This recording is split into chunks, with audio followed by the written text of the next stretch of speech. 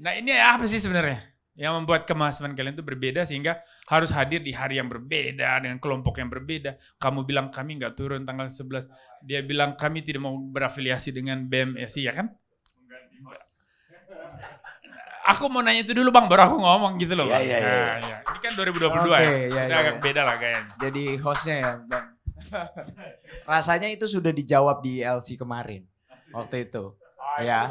Nah, iya tapi intinya sebenarnya dari perbedaan-perbedaan itu menurut saya biasa. Gitu. Kenapa? Karena memang kita biasa berbeda bahkan sebenarnya slogan kita Bhinneka Tunggal Ika, berbeda tapi tetap satu jua. Yes, betul. Gitu. Cuman jadi, aku agak resah. Sebenarnya tidak perlu dipermasalahkan perbedaan-perbedaan itu karena kita tetap satu tujuan, kita tetap satu jua, kita saling menguatkan, kita juga menyerang satu pihak yang sama yaitu pemerintah. Sekarang saya lanjutkan. Mungkin tambahan sedikit. Sebentar, kamu tambahin nanti ya. Di situ persis saya menemukan ada satu ruang di mana kamu tidak hadir. Yaitu ketika kamu mengatakan bahwa perbedaan itu tidak perlu dipersoalkan. Tapi disitulah esensinya. Karena kamu membawa nama yang namanya student movement. Itu satu kategori dalam social movement. Karena gerakan sosial, buruh. Itu kan gerakan sosial itu macam-macam tuh. Gerakan buruh, gerakan mahasiswa, macam-macam. Nah ketika you memakai jubah gerakan mahasiswa tetapi you terpecah-pecah. You mengalami pengelompokan. Pertanyaan saya lah, apa sih yang membuat kalian beda dengan partai politik yang juga pecah-pecah karena kepentingan?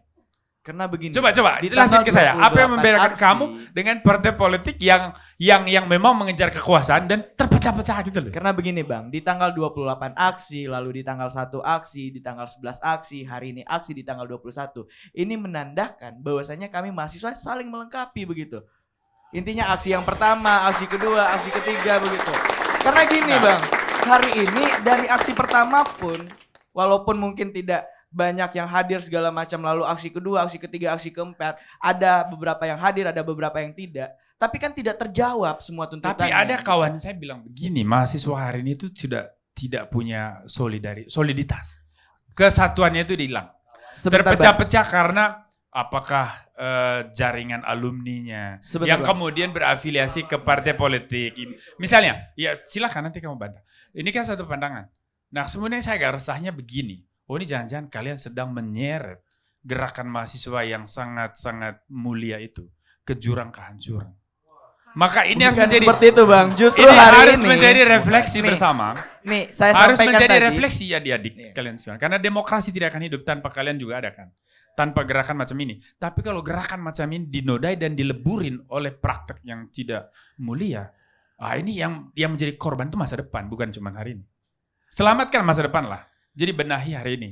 Maka teman-teman tadi saya tanyakan, apa sih yang membuat kemahasiswaan kalian itu berbeda? Apakah kepentingannya? Atau apanya? Ini bang, silakan. kalau abang tanya boleh gak yang Kartini? Ibu Kartini yang jawab, boleh gak? Dikit. Tadi kalau abang tanya apa bedanya kita dengan partai politik, ya sekarang kita pro rakyat, partai politik pro oligarki gitu bang. Itu bedanya dari gerakan mahasiswa dan dari partai politik. Gitu. Jadi lalu tadi Bang Usman juga sudah mengapresiasi gerakan kita saat ini. Gitu, dan perbedaan itu menurut saya biasa. Dan tadi kalau misalnya abang bilang ini perbedaan apa alumni atau golongan dan lain sebagainya, saya kira tidak gitu. Karena kenapa? Kami ini di mahasiswa, politik yang kami mainkan adalah politik yang paling ideal gitu. Maka dari itu tuntutan serta harapan kami adalah juga yang paling ideal yang seharusnya dilakukan oleh negara. Seperti itu Pak. Saya bertanya begini adik-adik, karena saya juga bekas aktivis mahasiswa, kami semua. Cuman kan zaman kami beda ya. Kita selalu mengedepankan juga itu kemampuan analisis. Ya intellectual capabilities kamu itu harus benar-benar, sehingga ketika you turun ke jalan, you mau beradu argumen dengan lawmakers yang ada di Senayan atau mereka yang duduk di istana, you nggak akan pernah mundur selangkah pun karena you juga kuat di berpikir. Benar kan? Nah, makanya kemarin waktu Kahar, saya nggak banyak komen, saya nggak mau komen Kahar kemarin di TV. Karena dia bilang bahwa zaman Soeharto itu lebih sejahtera dari zaman sekarang. Kahar kan belum jadi benih pun belum kan ya zaman itu ya. Karena belum lahir dan seterusnya. Dan dia tidak tahu bahwa kesejahteraan era Soeharto itu kesejahteraan palsu. Tapi kan? Kahar sudah klarifikasi bang. Kesejahteraan itu hanya statistik. Gitu kesejahteraan itu kesejahteraan yang statistikal sifatnya. Zaman Orde Baru. Esensinya nggak ada. Karena dibangun di atas ketidakadilan. Oke. Nah hari ini, hari ini kita refleksi soal gerakan mahasiswa. Ini nanti pulang kamu ngajak, kamu lihat sejauh mana bobot gerakan ini masih bermoral atau tidak. Nah ini refleksi penting. Gimana titik tidak bermoralnya, Bang? Dengar, saya sedang mengevaluasi perpecahan Gimana kalian. titiknya? Kenapa kalian gak bisa solid? Kenapa harus pecah-pecah? Kita tidak. Kenapa bukan. harus beda-beda? Bahkan ada beberapa isu saja yang sama, lalu yang lain-lainnya beda. Apakah memang mahasiswa ini bacaannya berbeda atau jangan-jangan udah kurang baca kita nih? Nah ini refleksi. Banyak juga dosen, saya dosen. Banyak dosen juga kurang baca deh, tenang aja. Jadi bukan cuma kamu yang kurang baca. Saya berhenti dulu lah bertanya ke kalian ya nanti. Saya mau komentar tadi pernyataan soal wacana apa itu 3 periode apa. Tadi nama Pak Luhut disebut. Saya agak bingungnya begini. Saya coba mengambil di posisi netral lah. Kan pasal 28 konstitusi mengatur soal kebebasan berpendapat. Kalau di sebelah orang boleh berpesta dengan slogan ganti presiden, turunkan Jokowi. Kenapa di sini orang nggak boleh sih bernyanyi dengan diskursus Begini, Bang. Dengan diskursus 3 periode? Kan itu narasi. Karena narasi tidak akan pernah bisa. Tapi itu diwacanakan oleh bagian lingkaran kekuasaan saat ini, Bang. Iya, dengar. Itu dia. Tetapi seorang menteri Bapak Luhut Binsar Panjaitan itu eksekutif. Betul. Kamu tahu di dalam trias politika. Betul. Dan urusan amandemen konstitusi itu urusannya lawmakers. Ya. Legislatif. Ya. Right? Oke. Artinya bahwa begini, Bang. kalaupun Begini. terjadi itu amandemen, ya harus disalahin DPR-nya bukan Begini. presidennya. Cuman Pak Luhut itu harus bisa mempertanggungjawabkan statementnya Why? sebagai pejabat publik. Itu diatur dalam Undang-Undang Keterbukaan Informasi Publik.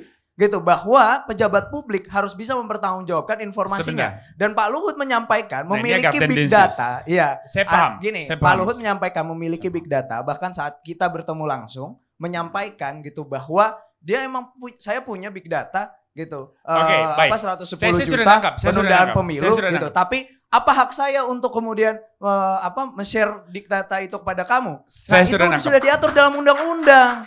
Saya sudah yang nangkap. kami inginkan Saya sudah adalah nangkap. Pak Luhut juga bisa membuka data itu, Bang. Saya Kalau sudah beliau nangkap. tidak bisa membuka kan saya sampaikan juga pada Begini, forum-forum sebelumnya. itu kan kami juga buktikan nih Yes. bahwasanya mahasiswa I dan get your juga point, rakyat I get tidak your ingin point. Tenang aja. adanya penundaan pemilu begitu. Cuman begini, ayo kita coba kembali lagi ke belakang ya. Kita ngambil posisi yang coba berpura-pura netral semua lah. Artinya kita tidak punya satu keberpihakan, oke?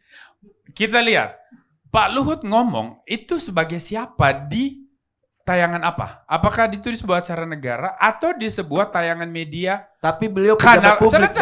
Bang. Ini Begini, masih saya bahkan gini, Pak. Saya masih berevaluasi, nanti kamu akan respon. Makanya pahami lebih lengkap. Kamu bisa bahasa Jerman nggak? Bahasa Jerman itu hanya dimengerti kalau orang sudah selesai bicara. Karena kata kerja inti biasanya atau kata kerja modal di belakang. Oke? Good. Saya sedang berproses.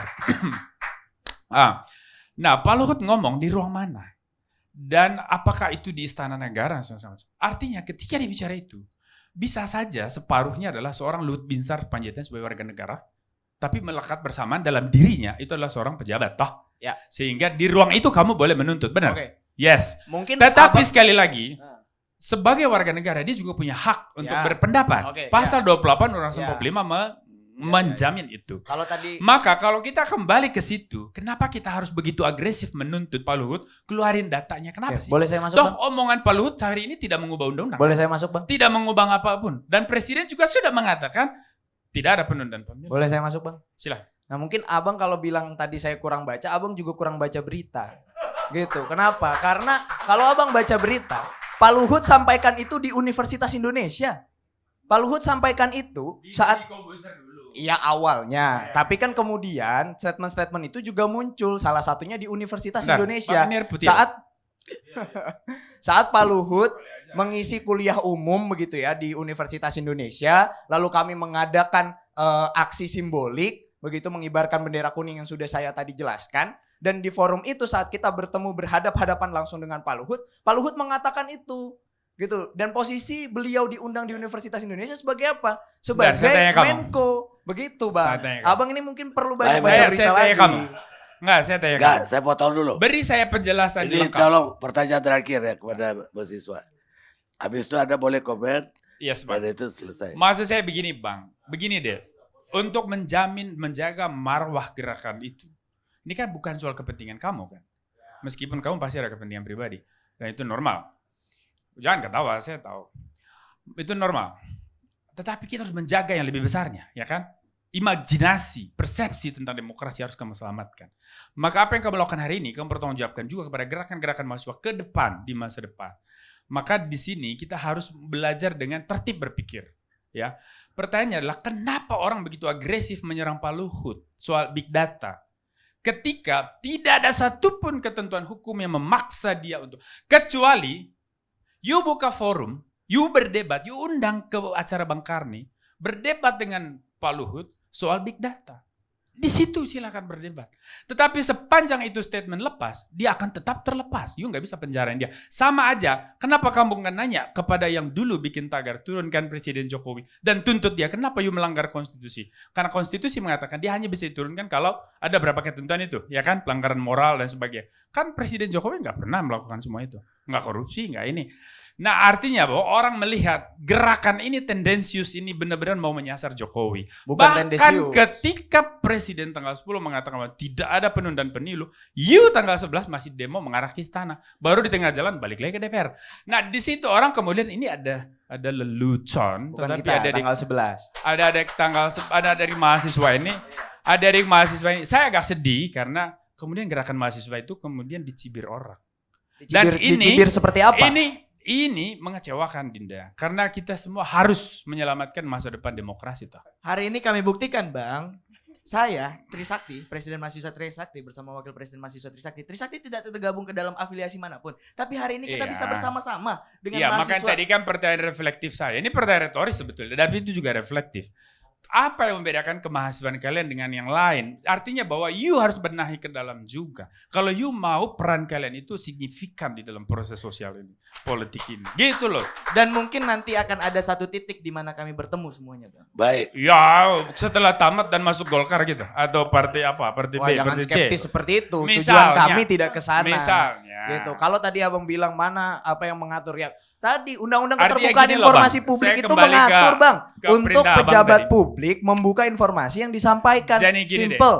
Ya, tapi kan dalam kapasitas apa dia bicara deh? Jadi kamu Dalam memaksud- kapasitas Bentar, Menko bentar. Marves Publik, hadir Bang. di Universitas Indonesia. Bentar dulu. Yang kedua, ini ketika you bicara soal gerakan, you kan bicara soal mewakili masyarakat kan? Yes. Disitulah peran gerakan mahasiswa sebagai agensi moral kan? Oke. Nah saya tanya sama kamu, radikalisme terorisme itu problem gak buat Indonesia ini? Yes. Kenapa gerakan mahasiswa atau kalian tidak berteriak kencang? Turun. Ketika banyak itu terjadi persekusi terhadap orang-orang Syiah, persekusi terhadap minoritas, persekusi terhadap mereka yang berbeda haluan dengan kelompok-kelompok mainstream yang di kanan-kanan itu. Ya inilah Sorry. yang tadi dibilang Nah, Bang artinya Usman, begini. kalau gerakan cenderung primordial beginilah ujungnya. That's why, makanya saya bilang gerakan mahasiswa ini kalau mau pulihkan kembali marwahnya, you harus terlibat di segala situasi krisis. Di sekarang Salah satunya terjadi radikalisme, krisis begitu ya, ideologi. Sekarang terjadi krisis ideologi. Ya, karena masuknya ideologi transnasional Baik. yang merusak demokrasi. You juga harus berdiri di garis Baik. depan, standing at the frontier lines.